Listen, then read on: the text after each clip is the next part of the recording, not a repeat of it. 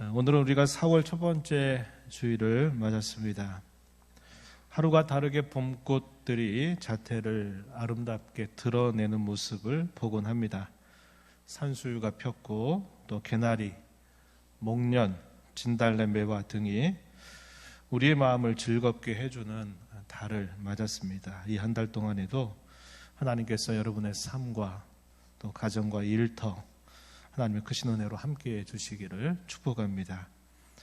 코로나 대유행이 조금씩 잦아드는 것 같기는 하지만은 이 감염자들이 속속히 릴레이처럼 이어지고 있어서 요즘 교회들마다 예배당 출석 인원이 많이 적어졌다 하는 소리를 하게 됩니다. 안타깝게도 이 감염으로 인해서 자리에 함께하지 못한 이들을 위해서 잘 회복이 되도록 후유증이 없도록 여러분들께서 기도해 주시고 조심해 주시기를 바랍니다. 오늘도 귀한 예배 자리에 함께 하신 여러분들에게 주께서 크신 은혜와 평강으로 함께 해 주시기를 바랍니다. 오늘은 예레미야 시대 가운데에서 당시 백성들의 신앙을 함께 살펴보면서 오늘 우리의 모습을 점검하고 회복하기를 바랍니다. 성경은 믿음 혹은 신앙을 통해서 구원받는다 이렇게 가르쳐 줍니다. 이 믿음이란 말이나 신앙이란 말은 서로 다른 말이 아니라 같은 말이에요. 그렇게 여러분도 아시면 되겠어요. 믿음을 통해서 혹은 신앙을 통해서 구원받는다, 이것이 성경의 가르침이에요. 하지만 무조건 신앙만 있으면 구원받는 것은 아니기 때문에 구원에 이르는 신앙을 강조하고 있습니다. 히브리서 10장 마지막 부분 38절 39절 말씀에 보게 되면 당시 고난받고 있는 교회와 성도들에게 사도는 이렇게 그들을 권면합니다. 나의 의인은 믿음으로 말미암아 살리라. 또한 뒤로 물러가면 내 마음이 그를 기뻐하지 아니하리라 하셨느니라. 우리는 뒤로 물러가 멸망할 자가 아니요 오직 영혼을 구원함에 이르는 믿음을 가진 자니라. 고난과 박해 가운데 있었던 교회와 성도들을 향해서 여러분들은 구원에 이르는 믿음을 가진 자들이다 이렇게 이야기하면서 앞서서 하나님을 섬겼던 신앙의 용사들, 히브리서 11장에서 소위 믿음장이라 부르는 그 많은 믿음의 선진들에 대한 신앙을 요약해 주는 말씀이 쭉 이어지게 됩니다. 여기에서 구원에 이르는 믿음, 이런 표현이 등장하죠. 우리의 신앙의 선배들은 주의 말씀을 통해서 구원에 이르는 신앙과 구별을 해서 지식적인 신앙, 또 일시적인 신앙, 기적적인 신앙을 잘 구별했습니다. 다시 말하면 지식적인 신앙이나 일시적인 신앙이나 기적 신앙은 아직은 구원에 이르지 못하는 믿음이다 하는 것을 분명히 구별을 했다는 겁니다. 예레미야 시대 유다 백성들의 전반적인 신앙은 이러한 구원에 이르는 신앙이라고 볼 수 없는 매우 위험천만한 신앙이었습니다. 오늘도 이 말씀을 나누어 보면서 오늘도 성령께서 우리 모두에게 또 우리 각자에게 하시는 말씀을 잘 듣고 순종하는 저와 여러분이 되기를 바랍니다. 이방의 종교는 신전이나 제단이 많이 있으면 있을수록 좋다라고 여겼습니다. 그들이 믿는 그 신은 신전이나 제단에 있기 때문입니다. 그래서 이방 종교는 곳곳마다 할 수 있는 한 많은 곳에 신전들을 세우고 제단을 쌓아두면서 자신들의 신의 존재를 알리기를 좋아했습니다. 그러면 신이 곳곳마다 있기 때문에 자신들에게 많은 도움을 준다, 이런 생각을 했던 것이에요. 반면에 하나님을 섬기는 종교는 이와 다릅니다. 하나님은 중앙 성소를 지정해 주시고서는 그 외에 다른 모든 곳에 있는 제단들을 엄격하게 금하셨습니다. 하나님은 성전에 제한적으로 계신 것이 아니라 영원부터 영원까지 하나님은 천지에 충만하신 분이시며 하나님은 하늘을 보좌로 삼으시고 땅을 그의 발판으로 삼으시는 분이시기 때문입니다. 하나님이 지정해 주신 중앙 성소는 솔로몬 시대에 이르러서 예루살렘에 세워졌습니다. 사실상 이스라엘 종교가 부패하고 타락하게 된 그 근본에는 이 중앙 성소 외에 산당들의 많은 곳에 산당을 쌓아서 그곳에서 제사를 하면서 아주 심각해졌다는 것을 우리는 알게 됩니다. 이렇게 중앙 성소에 세워진 이 성전의 본래 역할은 제사를 통해서 하나님을 만나고 교제하고 하나님께 기도를 올리고 죄의 고백과 사죄의 은총을 얻는 것이었습니다. 이것이 성전의 본래 아주 중요한 기능이고 역할이었습니다.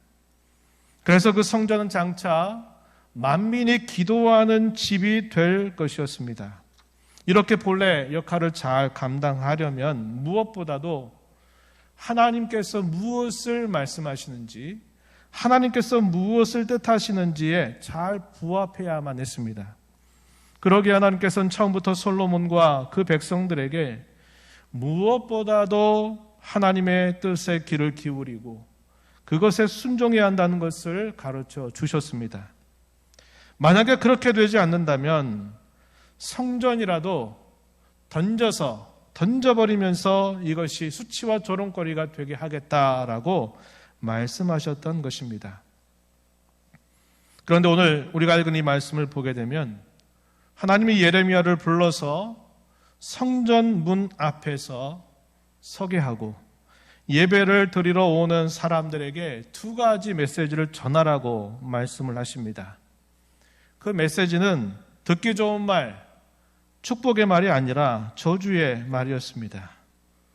말하자면 공개적인 경고의 메시지를 너는 예배하러 오는 백성들에게 전해라, 이렇게 말씀을 하시는 겁니다. 예배하러 나오면 참 잘 오셨습니다. 하나님의 축복이 함께하기를 바랍니다. 이렇게 해도 모자랄 판에 하나님 그 시대에 선지자를 세워서 예배당 문 앞에 딱 서서 환영의 인사를 하는 게 아니라 그 백성들에게 두 가지 말을 전해라, 이렇게 이야기하는데 아주 공공연한 경고의 메시지를 그들에게 전하라고 하신 것입니다. 그 두 가지 중에 첫 번째 말씀은 4절에 주어집니다. 4절 말씀해 보시면 너희는 이것이 여호와의 성전이라, 여호와의 성전이라, 여호와의 성전이라는 거짓말을 맺지 말라.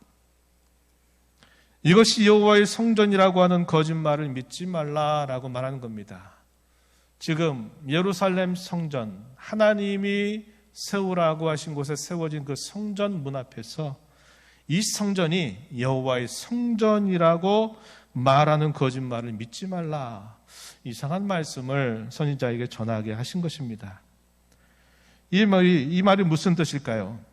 문자적인 의미로 말하는 것이 아님을 우리는 알게 됩니다. 이 말은 성전 자체가 거짓이 아니라 성전이 본래 가져야 할 내면적인 모습이 거짓이다라는 말씀을 전하게 하는 것입니다. 다시 말씀을 드리면 성전의 본래 역할이 사라져버린 그 모습을 공개적으로 경고하는 말씀을 전하게 하신 것입니다. 눈에 보이는 성전이 아무리 값비싸고 화려하고 웅장하다 할지라도 그 성전이 본래 해야 할 그 일을 하지 못하게 된다면 그건 더 이상 성전이 아닌 것이다 라고 말씀을 전하게 하신 것입니다. 두 번째는 무엇이냐면 우리가 읽은 본문 8절 말씀을 한번 보시면 무익한 거짓말을 의존하지 말라는 메시지를 전하라고 하신 것입니다. 8절 말씀에 보면 보라 너희가 무익한 거짓말을 의존하는도다, 이렇게 말합니다. 그럼 이 무익한 거짓말이 무엇일까요? 뒤로 2절 내려오면 10절 말씀에 이렇게 소개가 됩니다. 10절에 내 이름으로 일컬음을 받는 이 집에 들어와서 내 앞에 서서 말하기를 우리가 구원을 얻었나이다 하느냐, 이는 이 모든 가증한 일을 행하려 함이로다. 무익한 거짓말이 무슨 말입니까? 성전에 들어왔으니 성전에 들어와서 제사를 드리니 우리는 구원을 얻었다라고 생각하지 말라 하는 뜻입니다. 이것이 거짓된 구원의 확신이다 하는 것을 그들에게 깨우치면서 공개적으로 경고하시는 말씀을 듣게 하신 것입니다. 이 두 가지 경고는 당시 이스라엘 백성들이 가졌던 성전 중심의 신앙이 얼마나 왜곡이 되고 얼마나 잘못되었는가를 단적으로 보여주는 말씀입니다. 그러면 왜 하나님께서는 그 성전을 두고 성전이 아니라고 그렇게 말씀을 하실까요? 거긴 분명한 이유가 있었습니다. 그 이유를 세 가지로 정리해 보게 되는데, 첫 번째는 당시 성전이 강도의 소굴, 도둑의 소굴이 되어버렸다 하는 것입니다. 본문 11절 말씀을 한번 보시면 이렇게 말하죠. 내 이름으로 일컬음을 받는 이 집이 너희 눈에는 도둑의 소굴로 보이느냐 보라. 나 곧 내가 그것을 보았노라. 여호와의 말씀이니라. 성전이 어떻게 변모됐냐면 강도의 소굴 혹은 도둑의 소굴같이 되어버렸다 이렇게 말씀을 하시는 것입니다. 이 말씀은 성전에서만이 아니라 그들의 삶 전반이 하나님의 말씀과 하나님의 뜻에서 한참 벗어났다 하는 것을 가르쳐주는 말씀입니다. 3절, 5절 말씀 한번 보시면 이렇게 표현했어요. 3절 하반절에 너희 길과 행위를 바르게 하라. 5절 앞부분에서도 너희가 만일 길과 행위를 참으로 바르게 하여 이렇게 표현했습니다. 길과 행위라고 하는 말을 두 번이나 반복하고 있다는 겁니다. 당시에 예배하러 오곤 있지만 그들의 길과 그들의 행위, 곧 그들의 삶의 모습이 하나님이 기대하고 바라는 것과는 정반대로 살고 있는 모습을 이렇게 일컫는 말씀이 되고 있다 하는 것입니다. 두 번째 이유는 뭐냐면 제사 혹은 예배보다도 더 중요한 것이 무엇인가를 생각하지도 않을 뿐만 아니라 그러한 것들을 무시했다라는 것입니다. 그들은 성전에 들어와서 제사 혹은 예배를 드리게 되면 그것이 다인 줄 알고 있었습니다. 그것이 전부라고 생각했던 것입니다. 예레미야서 7장 22절로부터 24절 말씀에서 하나님은 이렇게 제사 혹은 예배보다 더 중요하고 우선되어야 할 것이 무엇인가를 알려주고 계십니다. 성경을 한번 살펴볼까요? 22절 이하에 한번 보시면 이렇게 말합니다. 사실은 내가 너희 조상들을 애굽 땅에서 인도하여 낸 날에 번제나 희생에 대하여 말하지 아니하며 명령하지 아니하고 오직 내가 이것을 그들에게 명령하여 이르기를 너희는 내 목소리를 들으라. 그리하면 나는 너희 하나님이 되겠고 너희는 내 백성이 되리라. 너희는 내가 명령한 모든 길로 걸어가라. 그리하면 복을 받으리라 하였으나 24절에 그들이 순종하지 아니하며 귀를 기울이지도 아니하고 자신들의 악한 마음의 꾀와 완악한 대로 행하여 그 등을 내게로 돌리고 그 얼굴을 향하지 아니하였다. 이렇게 말씀을 하십니다. 이 말씀에서 하나님은 옛날 그들의 조상들과 맺은 언약, 곧 신의 산 언약에서 번제나 희생, 즉 제사보다도 먼저 요구하신 것이 무엇이냐면 하나님의 말씀을 듣는 것이다 라고 깨우쳐 주고 있습니다. 하나님의 말씀과 그분의 뜻을 살핀다고 하는 것은 하나님과의 인격적 관계를 맺는 첫걸음입니다. 그런데 당시 백성들은 순종하지 않을 뿐만 아니라 아예 그 말씀에 귀를 기울이지도 듣지도 않았고 심지어는 등을 돌리고 얼굴을 돌렸다라고 말하고 있습니다. 그러면서도 무슨 낯짝인지 제사 혹은 예배는 꾸준히 드린다는 것입니다. 그러한 태도와 행실은 이방 종교에서는 가능한 일입니다. 그 신들이 그들에게 도덕적이고 윤리적인 삶을 힘써 강조하고 그렇게 하지 않는다면 너희가 드리는 모든 제사는 소용없다라고 말한 적이 없어요. 그래서 이방의 종교에서는 별로 따지지도 묻지도 않아요. 왜? 사람들이 고안해서 만들어낸 신상이니까 그렇습니다. 그러나 하나님을 섬기는 종교에서는 결코 용납될 수가 없는 것이다 하는 것입니다. 마지막 세 번째는 그들 모두가 여전히 우상 숭배에 빠져 있다는 것입니다.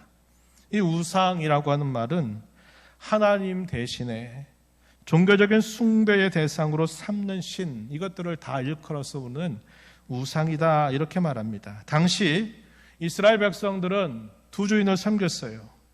하나님을 섬기기도 하였고 다른 우상들을 더불어 섬기기도 했습니다. 6절 말씀, 9절 말씀 한번 이렇게 보시면 이렇게 말하고 있습니다. 6절에 보면 하반절에 다른 신들 뒤를 따라 화를 자초하지 아니하면 다른 신들 뒤를 따랐다. 9절 하반절 가서도 보면 바알에게 분향하며 너희가 알지 못하는 다른 신들을 따른다 이렇게 표현을 하고 있습니다. 그것뿐만이 아니었습니다. 당시 우상을 섬기는 태도에 대해서는 남다른 열심을 가지고 있었다 하는 것을 알려줍니다.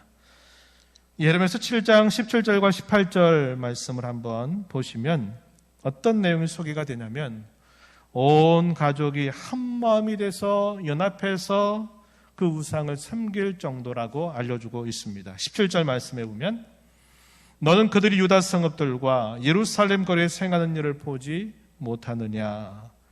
자식들은 나무를 줍고 아버지들은 불을 피우며 부녀들은 가루를 반죽하여 하늘의 여왕을 위하여 과자를 만들며 그들이 또 다른 신들에게 전제를 부음으로 나의 노를 일으키느니라 이렇게 말씀합니다. 유다 성읍들 예루살렘 거리에서 행하는 일들을 한번 살펴봐라. 뭘 하고 있는지.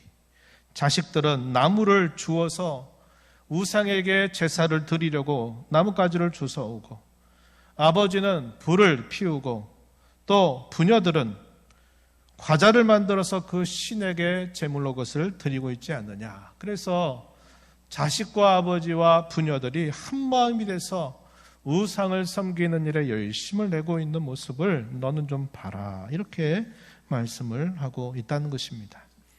더욱더 심각한 것은 무엇이냐? 그들이 하나님께서 지정하신 곳, 곧 예루살렘 성전 안에다가 우상을 숭배하는 자리를 마련했을 뿐만 아니라 흰놈의 아들 골짜기에다가는 도벳 사당을 세우고 거기에서 그들의 자녀들을 불로 살라서 그 우상에게 제물로 바치고 있다라고까지 알려주고 있습니다. 30절 한번 가서 보시면 이렇게 말합니다. 30절 여호와께서 말씀하시되 유다 다수의 나의 눈앞에 악을 행하여 내 이름으로 일컬음을 받는 집 예루살렘 성전을 말합니다. 집에 그들의 가증한 것을 두어 집을 더럽혔다. 이 가증한 것 우상을 섬기기 위한 제단을 거기에다가 만들어 둔 거예요. 뿐만 아니라 31절에 보면 흰놈의 아들 골짜기에 도벳 사당을 건축하고 그들의 자녀들을 불에 살랐나니 내가 명령하지 아니하였고 내 마음에 생각하지도 아니한 일이다. 이렇게 말씀을 하십니다. 인신제사라고 말하죠. 사람을 신의 제물로 드리는 제사입니다. 이건 이방의 제사 가운데서도 아주 극악한 그런 제사의 방식이었어요.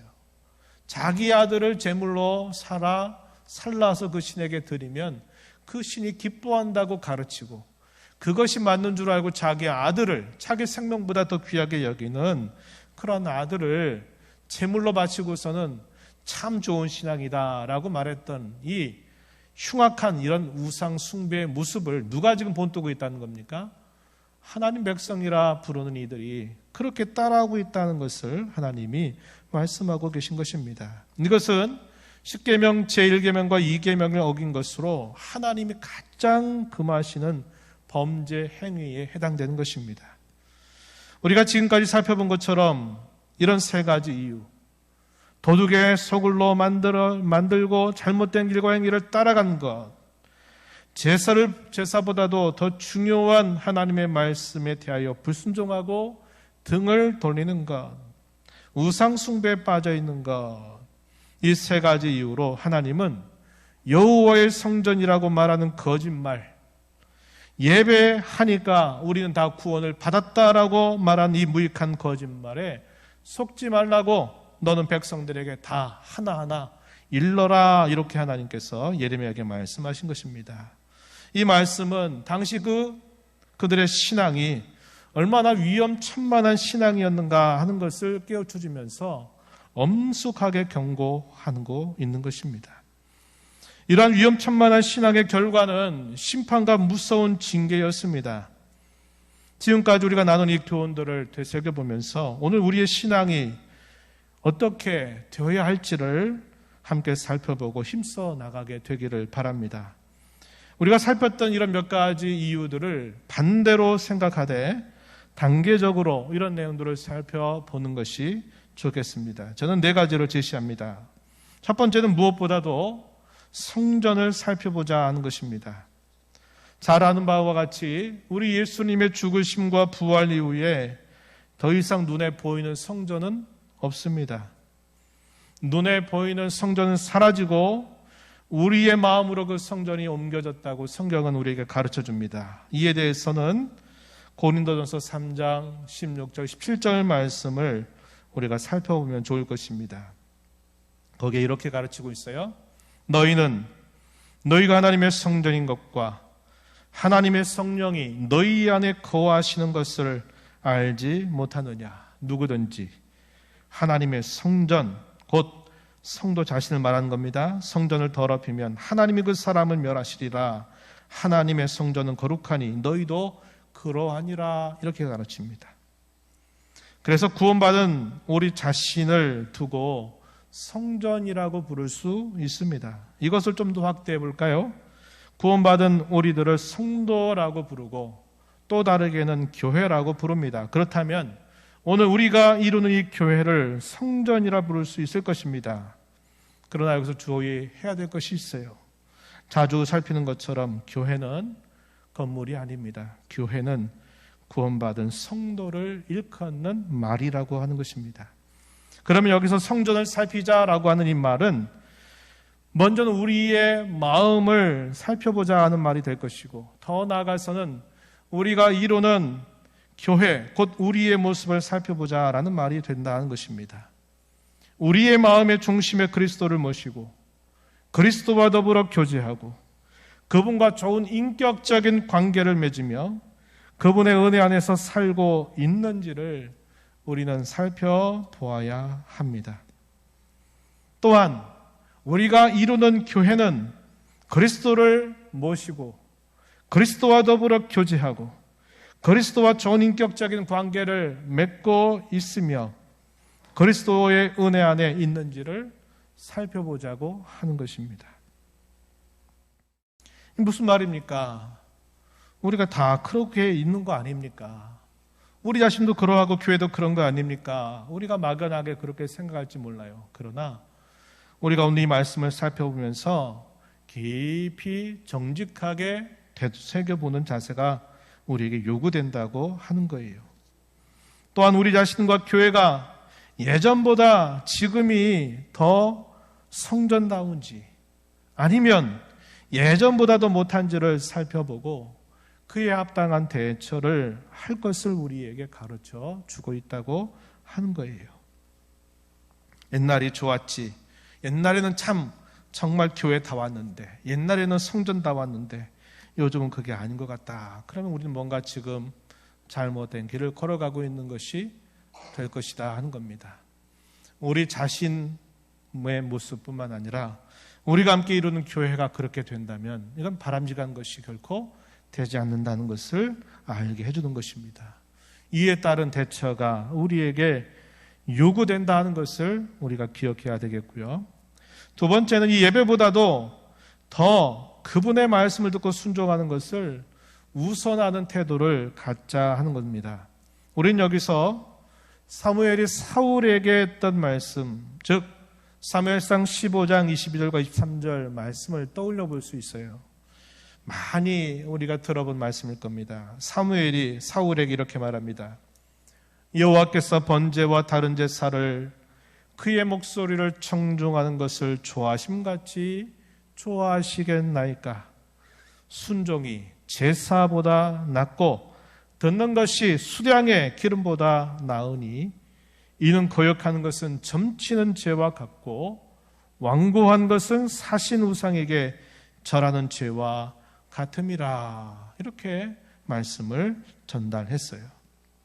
여기서 우리가 잘 아는 말씀, 순종이 제사보다도 낫고 말씀을 듣는 것이 수량의 기름보다도 낫다 하는 이 말씀입니다. 아까 우리가 살펴봤던 것처럼 하나님께서는 시내산에서 언약을 맺으실 때부터 그의 조상들에게 나는 너에게 먼저 제사 드리라고 요구하지 않는다. 제사보다도 너희가 내 말을 잘 듣고 내가 뭘 원하고 내가 무엇을 원치 않는가를 잘 듣고 그것을 따르는 것을 나는 먼저 원한다. 이렇게 하나님이 말씀하셨던 것을 우리가 살펴보았습니다. 그 말씀은 바로 사무엘이 자기가 하나님 앞에 급하다고 스스로 자기가 번제를 드리면서 하나님의 뜻을 거스렸을 때 이 사무엘이 사울에게 했던 말과 똑같은 뜻을 전달해주고 있다 하는 것입니다. 여러분 한번 생각해 보세요.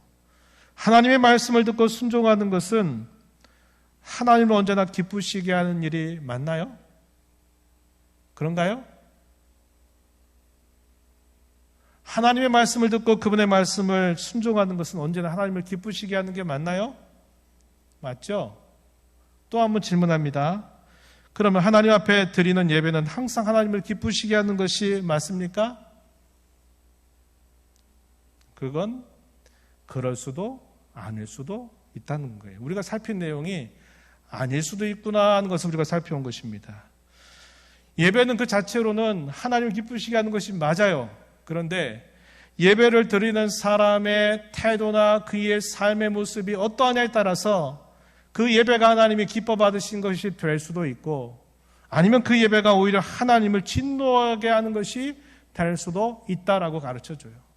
그러나 반대로 하나님의 말씀을 듣고 그분의 말씀에 내가 작은 것이라도 하나 순종하고 고치고 새롭게 하는 것은 때를 불문하고 그것은 항상 하나님을 기쁘시게 하는 것이 된다 하는 것입니다. 이어서 세 번째로 우리는 우리 예배를 점검하자고 하는 것입니다. 오늘 말씀에서 살핀 것처럼 예배는 하나님을 무척 역겹게 하는 것이 되기도 한다는 것을 우리는 조심해야 합니다. 적어도 우리가 하나님 앞에 예배하러 올 때는 그분의 말씀을 듣고 순종할 마음을 가지고 예배 자리에 와야 합니다. 그것을 위해서 우리는 조용히 예배 전에 기도하는 자세를 갖고 우리의 마음을 준비하는 시간을 가져야 합니다. 그것마저도 우리에게 없다면, 그것마저도 우리에게 준비되지 않는다면 그 예배는 하나님을 기쁘시게 하지 못하고 도리어 예배 가운데서 죄를 범하는 것이 되기도 하는 거예요. 예배당에 나와서 예배에 참석하기만 하면 된다라는 생각은 참으로 위험천만한 생각입니다. 오늘 말씀은 그것을 엄숙하게 경고하고 있는 것입니다. 예배는 내가 그저 그 자리에 있으면 그래서 예배 순서에 참여하면 되는 것이 아닙니다. 예배는 본질적으로 하나님과 만나 교제하는 것입니다. 그러기 위해서는 우리가 한 주간 동안 살면서 범했던 죄와 실수와 허물들이 먼저 처리되지 않으면 안 되는 것입니다. 우리의 죄에 대한 참회와 우리의 죄를 고백할 때 약속하신 말씀, 내가 너희의 죄를 용서하겠다 하신 이 사죄의 은총을 얻고 다시 하나님을 배우는 감격과 기쁨이 동반되지가 않는다면 그 예배는 아직 참된 예배는 아닌 것입니다. 우리가 하나님 앞에 예배하러 나올 때 이 마음을 회복해야 돼요. 시간 됐으니까, 주일 됐으니까, 약속한 시간이니까 나오는 것도 좋은 일입니다만 거기에 만족하거나 이 정도면 됐다라고 생각해서는 안 된다 하는 것입니다. 우리의 마음을 살펴보고 지난 한 주간 동안 내가 하나님 앞에 실수하고 범하고 잘못했던 것들, 부족했던 것들, 그런 것들을 잘 살펴보면서 그 죄로 인하여 그 예배가 방해되지 않도록 사죄의 은총을 약속하신 그 하나님 앞에 우리의 죄를 진솔하게 믿음으로 고백하고 그분의 용서를 우리가 예배 시간 통해서 그 용서받은 것을 확인하고 그래서 기뻐하고 그래서 마음의 평안을 누리고 그래서 새로운 결심을 가지고 다시 세상으로 나아가는 그러한 예배가 이루어지지 않는다면 그 예배는 아직 참된 예배에 이르지 못한 것이다 하는 것입니다. 우리는 예배를 통해서 삼위일체 하나님을 믿음으로 바라보아야 합니다. 변함이 없으시고 한량없는 아버지의 사랑, 다함이 없는 산처럼 솟아오르고 흘러넘치는 그리스도의 공로와 그분의 은혜, 우리에게 죄사함과 기쁨을 가져다 주시는 성령의 교통하심을 우리는 믿음으로 바라보고 예배 자리에 참여해야만 합니다. 마지막으로 예배는 참석하는데 삶은 제멋대로 자기 하고 싶은 대로 자기 중심대로 살면 되겠습니까? 안 되죠.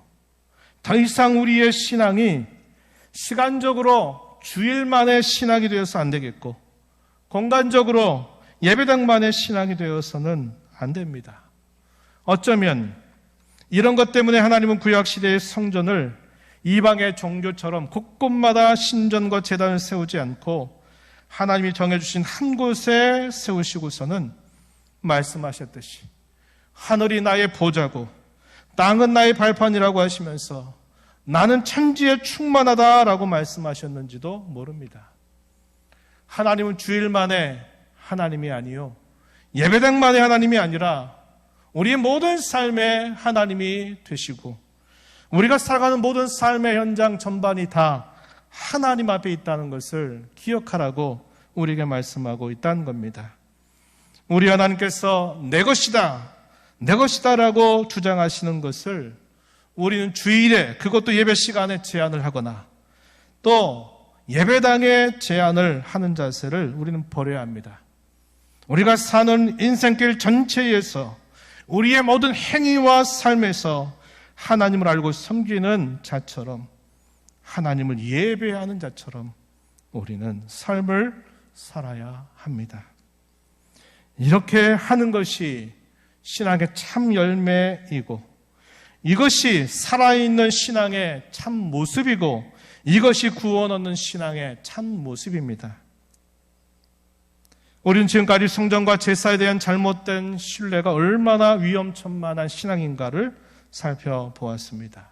그 근본적인 이유는 하나님과의 인격적인 관계가 없기 때문이었습니다. 오늘 우리 또한 마찬가지입니다. 하나님과 인격적 관계가 없이는 성전은 더 이상 성전이 아니고 제사 혹은 예배는 더 이상 예배가 아닌 것입니다. 또한 하나님과 인격적 관계가 없이는 저와 여러분의 삶도 고삐 풀린 망아지같이 뛰놀듯이 방자하고 제멋대로 살게 될 것이다 하는 것입니다. 오랜 코로나 시대에서 우리는 벗어나기를 누구나 다 소원하고 있고 힘겨운 싸움을 이제까지 싸우고 있습니다. 그렇게 이 코로나를 극복하기를 바라는 마음, 이 코로나 시대를 벗어나기를 소원한 것 이상으로 저와 여러분은 위험천만한 신앙에서 벗어나야 합니다. 예수님께서는 겨자씨만한 믿음만 있어도 능력이 있고 역사는 일어난다라고 말씀하신 바가 있습니다. 그 말씀은 연약하고 작은 믿음 혹은 작은 신앙이라도 그것이 참된 신앙이라면 구원을 받고 능력도 체험할 수 있다라는 것을 가르쳐주는 말씀입니다. 우리는 그러한 대표적인 예들을 성경에서 찾아보게 돼요. 예를 들어 볼까요? 라합이라고 하는 여인, 어떤 사람입니까? 그는 이방 종교의 사제 역할을 했던 인물이죠. 그런데 그가 어떻게 해서 구원을 받고 하나님 백성이 되고 심지어는 메시아 계보에 그의 이름을 올리게 된 겁니까? 하나님이 살아계시다고 하는 것 그 한 가지, 하나님에 대한 소문, 그것을 듣고서는 그것이 참되다고 믿었던 그 한 가지, 그것으로 그는 이 여리고성이 다 점령을 당할 때 그와 모든 가족들은 거기서 생명을 얻었고, 더 나아가서는 그는 이방 출신이지만 하나님의 백성에 편입이 되었고, 바로 그의 자손을 통해서 장차 예수 그리스도께서 오시게 된 그런 복을 받은 여인이 되었습니다. 그의 믿음이 깊었을까요? 그의 믿음이 하나님에 대한 많은 지식을 가지고 있었을까요? 그렇지 않았어요. 하나님께 대한 소문을 들은 것을 그저 소문처럼만 여긴 게 아니라 그게 진짜다, 그게 참되다라고 하는 것을 믿었는데 그는 어떠한 결과를 얻게 된 겁니까? 놀라운 눈총을 입은 것 아닙니까? 우리가 신약성경에 오게 되면 백부장이라고 하는 사람, 또 수로보닉의 여인이라고 하는 사람은 예수님이 공공연하게 유대인들을 두고 제자들을 곁에 두고서 야, 내가 이만한 믿음을 본 일이 없다, 정말 귀하다라고 그들을 높이 치켜 세우셨어요. 누구 앞에서? 제자들 앞에서, 또 유대인들 앞에서. 왜 그랬을까요?